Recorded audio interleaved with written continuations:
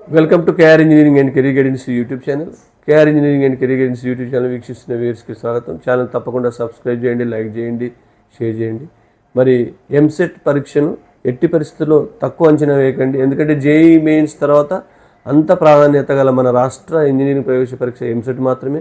ఏపీలో కానీ తెలంగాణలో కానీ ఎంసెట్ పరీక్ష ద్వారా మీరు మంచి ర్యాంక్ పొందినట్లయితే ఫీజు రియంబర్స్మెంట్ ద్వారా మీరు చదువుకునే అవకాశం కూడా ఉంటుంది.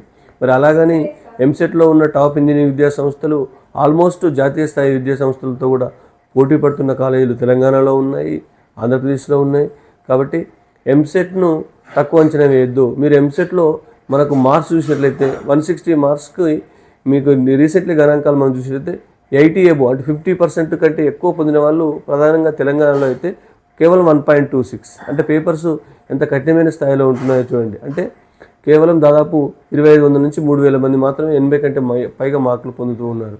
కాబట్టి మీరు డెఫినెట్గా ఎంసెట్కు అప్లై చేయని వాళ్ళు వెంటనే అప్లై చేసుకోండి. Thank you.